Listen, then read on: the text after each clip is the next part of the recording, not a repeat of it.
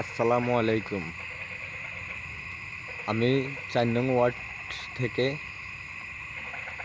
যুব দলের প্রার্থী হিসাবে সাংগঠনিক ভোট করতেছি। ইনশাআল্লাহ সবাই আমার জন্য দোয়া করবেন। আপনাদের দোয়ায় আমি হয়তো অনেকটা এগিয়ে যেতে পারবো।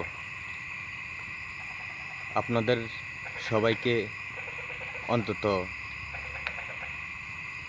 কিছু সাহায্য করতে পারবো। যে যেভাবে থাকুক না কেন অন্তত আমাকে পাবেন।